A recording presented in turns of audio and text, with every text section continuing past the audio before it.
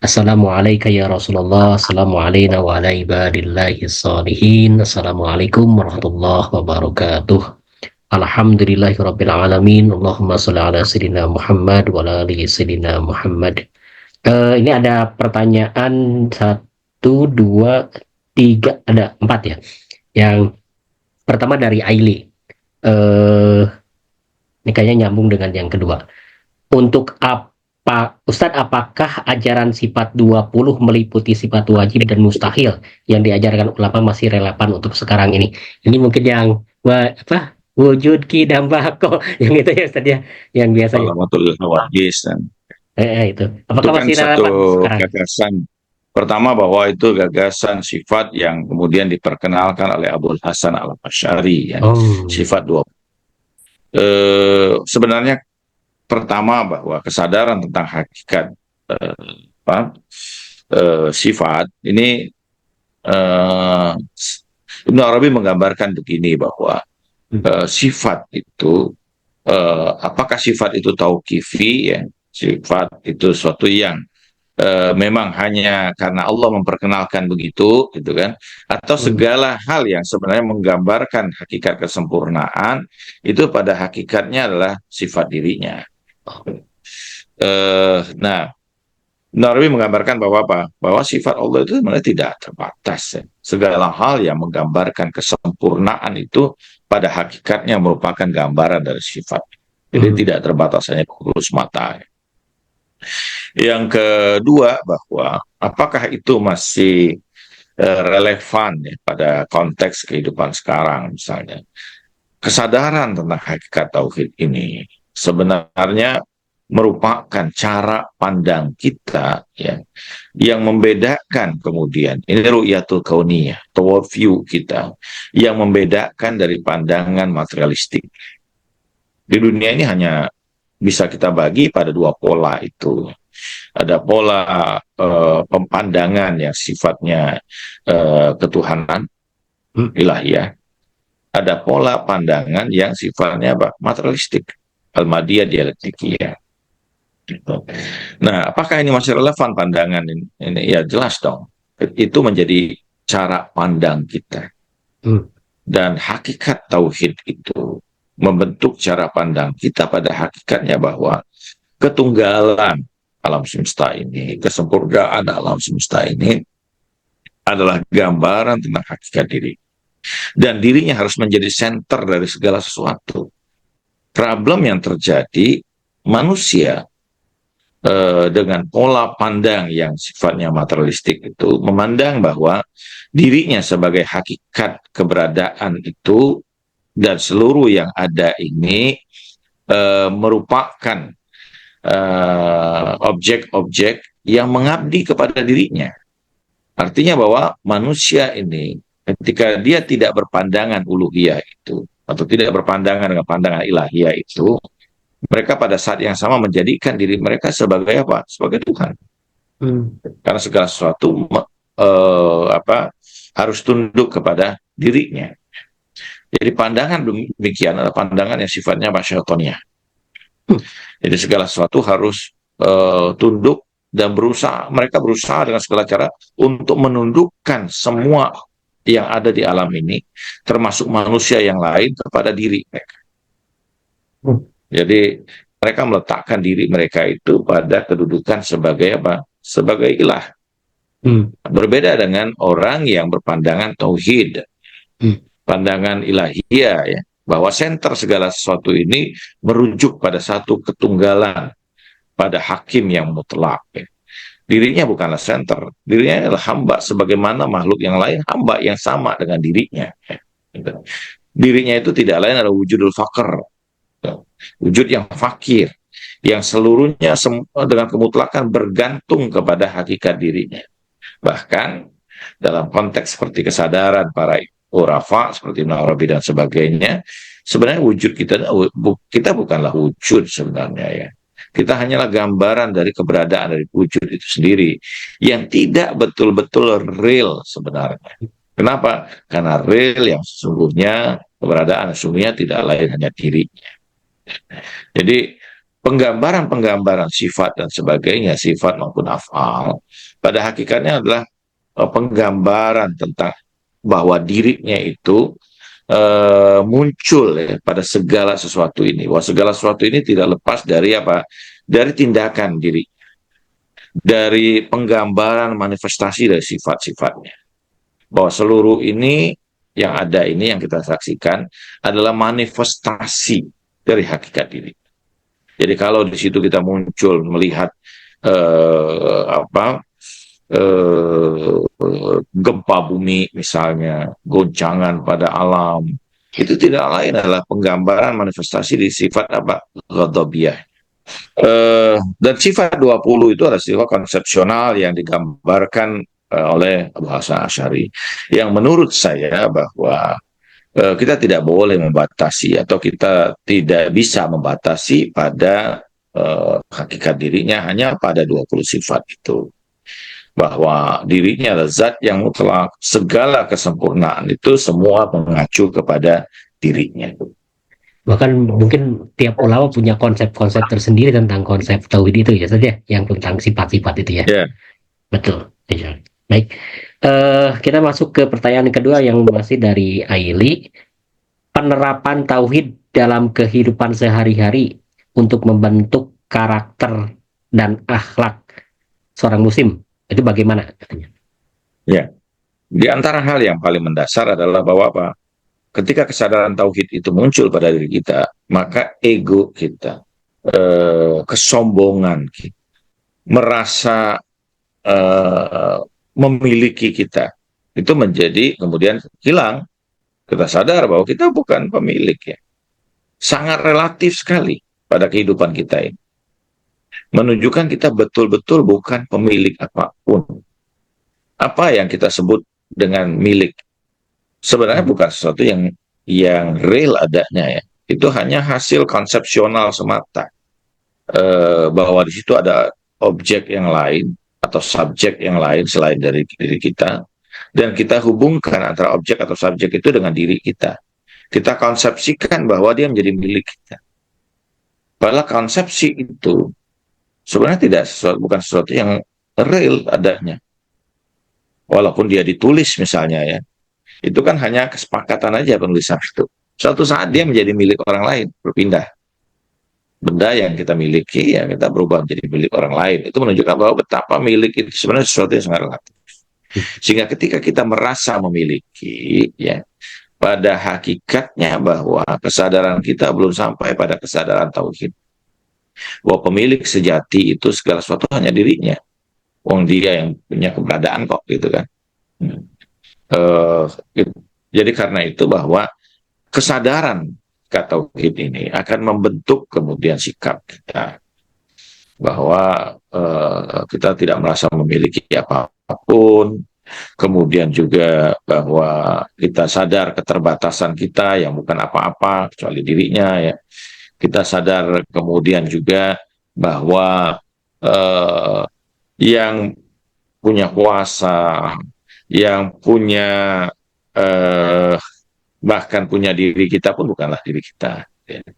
Sehingga kesadaran itu membentuk kemudian karakter kita menjadi sadar bahwa kita sebagai hamba, gitu ya, tidak harus merasa memiliki apapun, tidak juga merasa menguasai apapun, ya, tidak juga kemudian merasa bahwa kita ini betul-betul ada. Kita adalah al-fakir, ya. Ya ayuhan nas antumul fuqara ilallah. Keberadaan kita adalah keberadaan fakir. Jadi karena itu pasti pandangan itu akan membuat kemudian sikap kita menjadi sikap yang berbeda. Oke, baik Ustaz. Ini kita masuk ke Nia Khurani. Salam Ustadz. Sabar itu tak ada batasnya. Ya. Apakah akal ada batasnya atau batas akal sampai dengan mencapai dalil ketunggalan? Oh, batas akal apakah? Ya. Ya, bahwa akal ini ada tingkatan-tingkatan padanya. Kita sudah bicarakan sebenarnya tingkatan akal itu sebelumnya. Nah, bahwa pada tingkat apakah kemudian tingkat akal itu, apa batasan tingkat akal itu sendiri ya? Bahwa hakikat akal yang mutlak, karena itu para filosof menyebutnya sebagai akal pertama, ya, adalah manifestasi yang paling awal yang mutlak mengenali dirinya. Dia akal yang mutlak, ya, akal yang tidak terbatas. Walaupun di bawahnya kemudian pada tingkat akal faal, misalnya yang kita mau gambarkan sebagai sumber pengetahuan, sumber kemudian pemahaman akan hakikat dirinya, tapi pada kemutlakan dirinya itu tidak lain yang muncul pada awal itu disebut dengan akal awal. Kenapa akal awal? Karena hanya tingkat itulah, hanya kemudian lokus itulah yang mampu memahami hakikat dirinya, yang memiliki kesadaran tentangnya. Jadi kalau kita masuk pada akal dalam makna yang lebih dalam, maka akal dalam makna sebagai lokus tentang kesadaran mutlak tentang dirinya, di situ kok tidak terbatas. Jadi yang terbatas yang dimaksud akal oleh para ahli mantikium itu, ya, para ahli mantik itu adalah akal kesadaran kita dalam memahami sesuatu. Kalau kesadaran kita ini, kemampuan atau daya dalam memahami, daya berpikir yang ada pada diri kita, jelas itu terbatas, ya. Gitu. Tapi kalau kemudian sampai pada kesadaran, kemampuan untuk memahami sampai pada tingkat kemutlakan, itu tidak memiliki batasan. Jadi, dan al-alim itu tidak lain adalah dirinya, yang tidak ada batasan apapun padanya.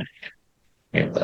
Jadi kalau kita ingin sampai pada kesadaran yang tidak terbatas itu, pada akal yang mutlak, pada akal yang pertama misalnya, maka tidak bisa tidak kecuali kita mengangkat kesadaran kita dari tingkatan kesadaran material ini sampai pada kesadaran yang non material, pada kesadaran yang sifatnya hakiki, pada kesadaran yang kemudian sebagai filosof mengatakan bahwa itu pada kesadaran akal aktif, ya, yang dia para nabi dan para al-ma'sumin alaihi salam itu mereka terhubung dengan akal aktif itu, akal faal dalam istilah para filosof, ya, yang itu mengangkat kesadaran mereka sampai pada kesadaran yang paling mutlak. Jadi sebagaimana sabar yang tidak terbatas, ya, pada hakikat sabar itu, karena sabar yang sesungguhnya adalah sifat yang ada pada diri Allah Subhanahu wa taala, as-sabur, ya. Nah, kesabaran itu menjadi terbatas bukan karena kesabarannya, tapi karena keterbatasan diri kita. Demikian akal juga. Akal dalam makna kesadaran itu tidak terbatas, karena akal dalam makna kesadaran itu tidak lain adalah sifat dirinya, ya. Nah, keterbatasan kemudian kita dalam memahami sesuatu itu lebih karena keterbatasan diri kita, bukan karena hakikat akalnya. Baik. Kita masuk sekarang ke freelance. Nih, freelance. Beliau menuliskan teis PS ateis, mungkin versus, ya, tauhid versus syirik. Bagaimana relasi keduanya untuk konteks modern? Teis dan Ya, teis. ini yang terjadi sekarang, misalnya di antara apa namanya, Zionisme, ya, dengan apa yang ada terjadi di dunia, ya, bahwa ini kan kita melihat bahwa Zionisme itu adalah satu ideologi yang pada hakikatnya, ya, itu dia menghilangkan tentang keberadaan atau nilai keberadaan apapun selain daripada dirinya, menafikan segala sesuatu selain daripada dirinya, ya. Walaupun kita bisa menyebutnya sebagai rasisme dan sebagainya, tapi kesadaran yang ada pada mereka menunjukkan bahwa kesadaran yang sifatnya apa? Ateis. Yeah. Pada kesadaran teis itu, dia sadar bahwa jangankan kemudian dengan manusia yang lain, ya, pada benda apapun yang ada di situ adalah manifestasi dirinya yang sama relasinya dengan dirinya. Jadi relasinya bukan kemudian sebagai sebagai manusia dan bukan manusia, kesadaran bahwa antara keberadaan dan tidak keberadaan, ya, antara kemuliaan dan tidak kemuliaan, tetapi kesadarannya bahwa dirinya antara kemuliaan dan kemuliaan, masing-masing punya kemuliaan setiap makhluk itu. Dia menyerap kemudian memanifestasikan dari hakikat ilahiyah, karena dia merupakan manifestasi dari hakikat ilahiyah, padanya ada kemuliaan. Demikian antara diri kita dengan makhluk yang lain apapun, gitu. Bahwa pada masing-masing itu gambaran dari manifestasi dari tingkatan wujudi. Mula Sadra menggambarkan itu sebagai gradualitas eksistensi, gitu. Jadi ini kan hanya tingkatan aja, tapi sama-sama kemudian menyerap kemudian keberadaan itu pada diri mereka masing-masing. Para karena itu misalnya para arif, ya, pada ahli tasawuf menggambarkan segala bagian alam semesta ini sebagai apa? Al-Hadrah. Itu. Kenapa disebut dengan Al-Hadrah? Karena ini semua menggambarkan kehadiran dirinya. Al-Hadrah itu berarti dia yang hadir, kan? Gitu. Ibnu Arabi menggambarkan ada Hadratul Khamsah, 5 tingkatan pada kehadiran. Jadi alam itu digambarkan sebagai sebuah kehadiran ilahiyah. Burhan Guri misalnya menggambarkan bahwa ada 7, gitu. Ada martabat 7 dalam tradisi kemudian tasawuf Nusantara. Martabat itu kan hadrah, kehadiran, sebenarnya tingkatan kehadiran ilahiyah. Jadi semua apapun yang ada pada hakikatnya dia menggambarkan kehadiran dirinya. Kalau kita menyadari bahwa itu adalah kehadiran dirinya, beranikah kemudian kita memperlakukan segala sesuatu itu dengan keburukan, dengan kehinaan? Ini berarti bahwa pada saat yang sama kita tidak mengakui akan ada dirinya. Nah, ini yang terjadi di alam semesta ini antara teis dan ateis, gitu kan, antara tauhid dan syirik, politeisme. Ketika Anda melihat ini dalam tingkatan kepluralan seperti itu, maka Anda sebenarnya terjebak pada apa? Pada politeisme, pada syirik. Tapi kalau kita melihat ini dalam hakikat ketunggalan, maka kesadaran kita adalah kesadaran tauhidi. Kita ini yang kemudian misalnya kalau kita baca pada narasi-narasi yang dikembangkan oleh Syed Hussein Nasr, ya, tentang kesadaran ini, ada manusia yang dia terjatuh, ya. Jadi hakikat manusia yang terjatuh dari hakikat kesadaran, ya, ilahiyah, sehingga dia terjebak pada kesadaran yang sifatnya apa? Materialistik. Pada kesadaran materialistik dia tidak melihat sakralitas pada segala sesuatu. Pada hakikat ilahiyah, orang melihat bahwa segala sesuatu ini memiliki kesakralan, memiliki nilai kemuliaan padanya. Jadi sehingga dia tidak mungkin kemudian memperlakukan segala sesuatu itu dengan kesemena-menaan, dengan kezaliman, dengan keburukan. Karena pada hakikatnya sama, dia sedang menghancurkan dirinya sendiri. Baik, Ustaz. Kita masuk nih, ada Rian Susanti yang memberikan pertanyaan. Dalam konteks kemanunggalan, bagaimana memandang konsep ikhtiar manusia dengan takdir atau ketentuan yang sudah menjadi kehendaknya?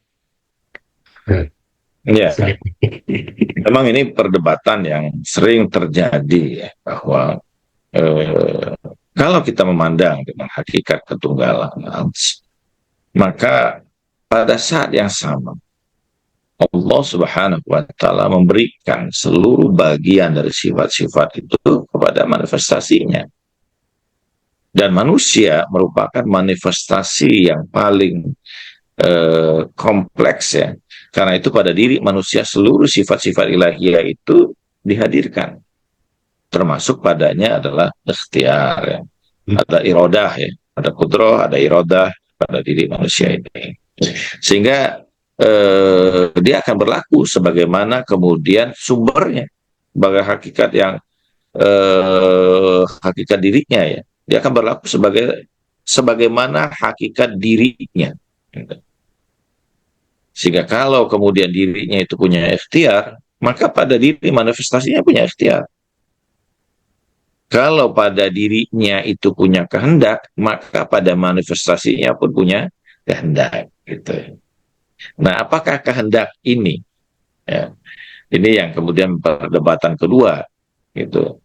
Apakah kemudian kehendaknya pada manusia itu bisa bertentangan dengan ilmu Allah, sehingga Allah tidak mengetahui karena manusia punya irodanya sendiri, punya ikhtiarnya sendiri, sehingga Allah tidak mengetahui. Nah, padahal ini pada hakikat kemudian ketunggalan ini yang mampu menjawab persoalan ini adalah orang yang memandang hakikat ketunggalan itu. Kenapa? Karena segala sesuatu itu termasuk irodah pada diri manusia. Karena dia tunggal, dia termasuk adalah ilmu Allah itu sendiri. Kehendak pada manusia itu adalah ilmu Allah itu sendiri. Sehingga apapun kehendak yang muncul pada diri manusia itu pada saat yang sama itu diketahui oleh Allah Subhanahu Wa Taala, gitu kan? Jadi hakikat apa sifat itu dia sebenarnya eh, apa para ulama kemudian di apa dalam keyakinan kita di Ahlul Bait itu hakikat antara zat dengan sifat itu adalah hakikat yang sama, hakikat yang tunggal, bukan dua hal yang terpisah. Demikian juga sifat-sifat yang banyak itu pada hakikatnya dia tunggal juga, sehingga kita tidak bisa sebenarnya memisahkan satu dengan yang lainnya. Dia bukanlah kemudian keberadaan-keberadaan yang independen, tapi keberadaan-keberadaan itu adalah hakikat yang tunggal. Mullah Sadra menggambarkan bahwa wal kasro fi aini wahdatihi, wal wahda fi aini kasratihi. Dia plural dalam hakikat ketunggalannya dan tunggal dalam hakikat pluralannya. Jadi kalau kita mengatakan bahwa irodah itu pada hakikatnya adalah kudroh, dan kudroh itu pada hakikatnya adalah hayyun, dan hayyun itu adalah hakikatnya ilmu itu sendiri. Jadi bukanlah bagian-bagian terpisah dengan satu yang lain. Nah karena itu kan, dalam konteks ini ketika kita kesadaran kita kena ketunggalan itu tidak menafikan kemudian ikhtiar itu, karena pada manifestasinya semua yang ada pada dirinya itu muncul, termasuk irodah, termasuk ikhtiar. Ya. Karena adanya irodah, kemudian adanya ikhtiar. Manusia kemudian memilih karena ada dorongan pada dirinya. Sebagaimana Allah juga memilih. Allah memilih hamba-hambanya. Ya. Allah memisah-misahkan kemudian hamba-hambanya. Allah kemudian jadi bahwa ketetapan-ketetapan yang terjadi itu pasti sesuai dengan ketetapan ilahi. Kenapa? Ya karena semua adalah manifestasi dia, gitu kan. Sehingga apapun yang dipilih oleh manusia itu ada sesuai dengan apa yang ada pada ilmu Allah Subhanahu Wa Taala. Karena tindakan pilihan manusia itu pada saat yang sama adalah ilmu itu sendiri. Jadi tidak akan terlepas dari ilmu Allah Subhanahu Wa Taala. Jadi karena itu bahwa bukan berarti ketika kita melihat ketunggalan lantas pada manifestasinya tidak ada sifat-sifatnya. Kalau kita melihat pada ketunggalan, maka apa yang ada pada dirinya itu jugalah yang muncul pada manifestasi. Oke, baik Ustaz. Ini saya sempat ini Ustaz, beberapa kali menemukan juga di dalam terkait dengan ibadah nih, sholat ya. Biasanya kalau pas rakaat pertama baca surat Al-Ikhlas, yang kemudian Al-Ikhlas itu disebut dengan surat Tauhid ya. Itu juga perlu kita gali. Kenapa disebut surat Tauhid? Terus yang rakaat kedua masuk ke surat yang Al-Kafirun, begitu ya, penolakan terhadap kafir dan sebagainya. Itu apakah ada substansi di balik itu, Ustaz? Ya, pada sholat-sholat yang 2 rakaat, misalnya, pada sholat sunnah terutama, kita dianjurkan satu membaca surah At-Tauhid dan yang kedua membaca surah Al-Kafirun. Ya. Dalam pemanaan ini menarik sebenarnya. Ada pertanyaan yang sama pada Ayatullah Jawadi Amuli. Ayatullah Jawadi Amuli mengatakan bahwa kita harus melihat segala sesuatu ini dengan mata tauhid, sehingga kita memahami bahwa kegelapan, amrun adami, yang mengatakan bahwa segala hal yang terkait dengan ketiadaan itu adalah apa? Adalah kekufuran. Jadi karena itu kalau kita melihat dengan ainut tauhid, ya, kita akan melihat bahwa hakikat dari keberadaan itu seluruhnya adalah gambaran atau hakikat keberadaan dirinya. Tapi ketika kita melihat dengan ainut tauhid, segala hal yang kemudian menggambarkan adanya realitas lain di luar dirinya, maka itu adalah pandangan kekufuran. Itu pandangan tentang kegelapan sebenarnya, keterbatasan.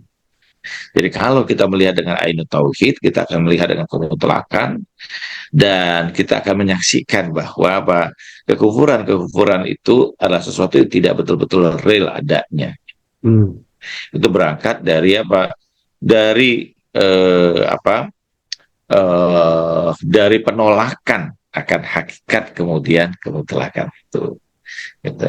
Jadi tauhid itu adalah cahaya, dan kekufuran itu adalah keberpalingan dari hakikat cahaya. Baik, Ustaz, ini ya. ada yang masuk, Ustaz, dari Imam Priawan. Terima kasih Pak Imam.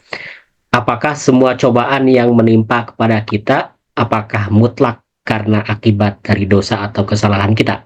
Cobaan yang menimpa apakah mutlak dari dosa dan kesalahan kita? Nah, pertama adalah hukum alamiah. Wah, itu akibat dari keterbatasan sebenarnya. Keterbatasan ini menyebabkan kemudian terjadinya apa yang kita sebut sebagai penderitaan. Dan kalau kita itu tidak terbatas, ya, pada hakikat yang tidak terbatas tentu tidak ada hal-hal yang seperti itu, ya, penderitaan dan sebagainya. Yang adalah kemutlakan, kemurnian, kebahagiaan secara mutlak, ya. Penderitaan terjadi tentu karena keterbatasan diri kita. Nah, keterbatasan ini bisa disebabkan oleh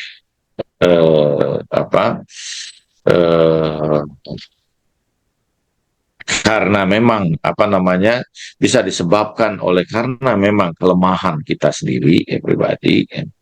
Atau karena memang diri kita ini sebagai zat yang material memang secara tabii alamiah memiliki keterbatasan, sehingga kita tidak bisa kemudian menghindari atau tidak bisa melepaskan diri kita dari kesulitan, dari derita itu, ya. Itu hal yang alamiah. Jadi kalau orang kemudian bencana dan sebagainya, ya, karena sebenarnya kan dia terjadi padanya bencana itu ya karena keterbatasan dirinya, gitu. Penderitaannya sebagainya, ya, musibah bala itu. Manusia tidak bisa hidup di alam dunia ini secara abadi. Kenapa? Karena alamnya terbatas. Kemudian apakah dosa itu menyebabkan kemudian penderitaan? Iya, gitu. Karena dosa-dosa yang kita lakukan itu pada hakikatnya adalah upaya untuk kemudian menghilangkan cahaya yang terpancar kepada kita. Orang yang berada dalam kegelapan, tentu akan menderita karena ketidakmampuan dirinya untuk menyaksikan cahaya yang luar biasa. Jadi keburukan, dosa itu akan menyebabkan keterbatasan ruhaniyah kita dari proses penyempurnaannya, sehingga menyebabkan kemudian munculnya derita, munculnya beragam keburukan, munculnya kemudian beragam kesulitan, munculnya beragam apa yang kita sebut sebagai kemudian bala dan sebagainya, ya, gitu. Nah, ini karena keterbatasan tentu saja, karena keburukan-keburukan yang kita lakukan dalam rohaniah kita. Tapi apakah semua kemudian derita dan sebagainya itu akibat dari keburukan? Belum tentu juga. Seperti yang saya sampaikan tadi, Ya, bahwa itu bagian dari sebuah proses keterbatasan kita. Orang kemudian untuk mengatasi keterbatasan itu misalnya dalam proses penyempurnaan diri manusia tentu melewati beragam kesulitan, melewati beragam derita dan sebagainya ya, sebagai upaya penyempurnaan dirinya. Wala nabluwanakum bisyai'in minal khaufi wal ju'i wa naqsin minal amwali wal anfusi was samarat wa basyiris sabirin. Jadi Allah menggambarkan bagi orang-orang yang sabar melewati itu ya. Ini dia akan mendapatkan beragam hal ini. Tetapi bahwa kalau dia sabar dia akan sampai pada puncak kesempurnaan itu. Tapi untuk sampai pada puncak kesempurnaan itu, dia harus melewati beragam persoalan-persoalan yang akan menyulitkan, memberatkan dirinya. Jadi, sekali lagi bahwa beragam derita, beragam kesulitan yang kita rasakan, yang kita alami dalam kehidupan ini, tidak semata atau tidak sepenuhnya karena dosa yang kita lakukan. Ada banyak faktor. Nah, karena itu bahwa kita boleh kemudian melihat itu sebagai satu bentuk mungkin Allah menghukum kita. Allah tengah membalas kemudian keburukan-keburukan kita. Karena dalam doa Kumail misalnya disebutkan Allah maghfir liya dzunuballati tahtikul som. Allahumma maghfir liya dzunuballati tughayyiru ni'am. Allahumma maghfir liya dzunuballati tunzilun niqam misalnya. Aku mohon ampun adalah dosa yang kemudian melepaskan perlindungan, dosa yang kemudian menurunkan pembalasan, dosa yang merubah kenikmatan menjadi bencana dan sebagainya. Memang dosa bisa menyebabkan semua itu. Tetapi pada saat yang sama bukan hanya karena dosa kemudian kita mengalami kesulitan. Yang terakhir bahwa kita pada hakikatnya harus melihat segala bentuk kesulitan dan derita adalah upaya Tuhan untuk mengajarkan kita tentang ketergantungan diri kita kepada diri. Dan ini satu hal yang penting juga bahwa orang yang punya kesadaran, yang muncul kesadarannya karena kemudian derita yang dialami, itu akan menjadi sangat luar biasa di hadapan Allah Subhanahu wa Ta'ala, karena ketika orang mengalami keadaannya seperti itu, hilang kesombongannya yang ada pada diri. Berbeda dengan orang yang mendapatkan kenikmatan. Orang yang kesombongan itu seringkali terjadi pada orang-orang yang diliputi oleh beragam kenikmatan, pada orang-orang yang berada pada kemuliaan, pada orang-orang yang memiliki banyak pengetahuan. Berbeda ketika orang ditimpa dengan derita dan kesulitan serta ujian, dia berada pada saat di mana dirinya merasa paling lemah, paling rendah, dan itu adalah saat-saat dirinya yang paling dekat dengan Allah Subhanahu wa Ta'ala. Oke, baik. Itu nih sebelum closing statement nih, kita kan sekarang berada di bulan Rabiul Tsani. Insya Allah nanti tanggal 8 Rabiul Tsani itu yang jatuh mungkin hari Jumat, itu adalah wiladah dari Imam Hasan Asy'ari. Barangkali ada hal-hal penting atau pesan-pesan terkait dengan Imam Hasan Asy'ari yang bisa kita ambil. Ya, ya.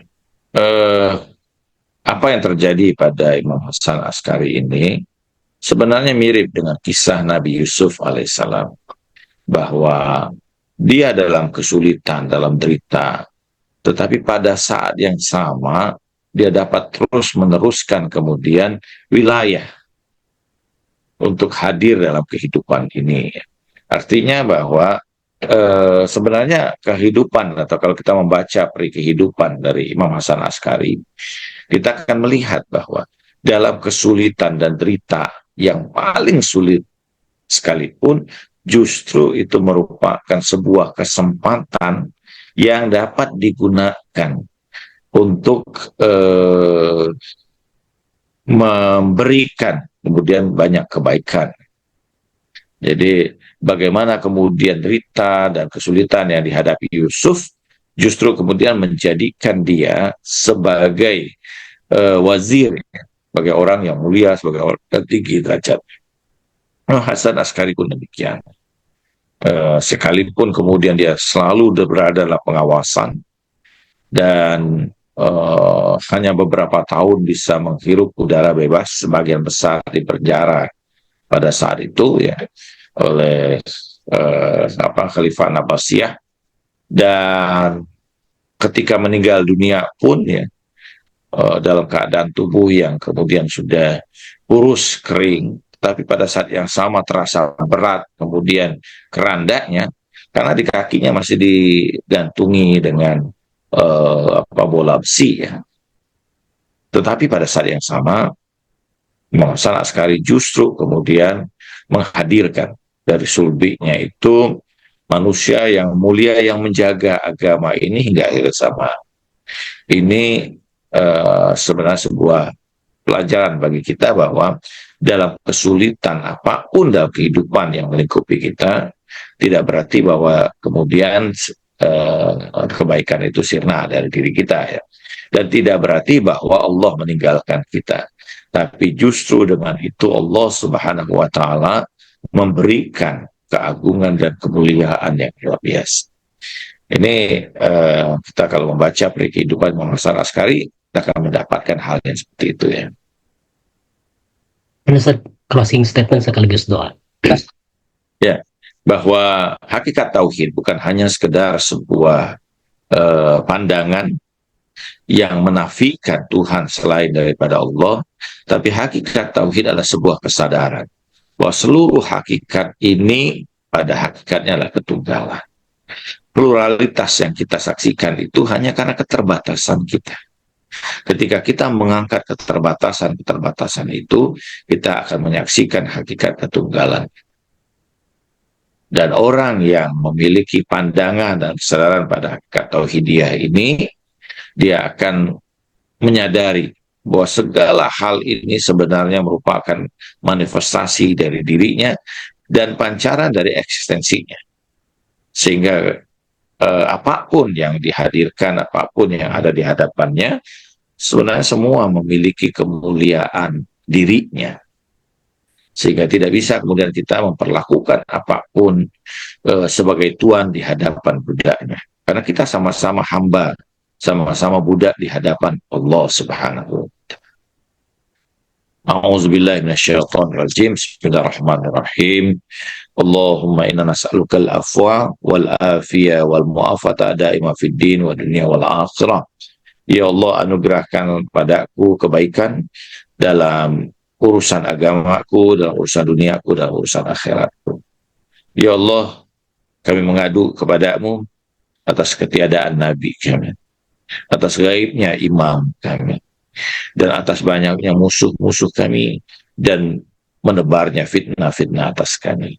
Ya Allah, hadirkan segera hujahmu di muka bumi ini untuk menegakkan kebenaran dari ajaran. Birahmatika ya arhamar rahimin. Wa sallallahu ala sayyidina Muhammadin wa ala akhirin. Walhamdulillahi rabbil alamin. Wassalamualaikum warahmatullahi wabarakatuh. Waalaikumsalam warahmatullahi wabarakatuh. Alhamdulillahirabbil alamin. Terima kasih guru kita Ustaz Khalid Al-Walid yang sudah menyampaikan terkait dengan hakikat tauhid. Terima kasih. Bapak dan Ibu, kita akhiri sama-sama membaca hamdalah dan salawat. Alhamdulillahirabbil alamin. Allahumma shalli ala sayyidina Muhammad wa ala ali sayyidina Muhammad wa ma taufiqi illa billah alaihi tawakkaltu wa ilaihi unib. Assalamualaikum warahmatullahi wabarakatuh.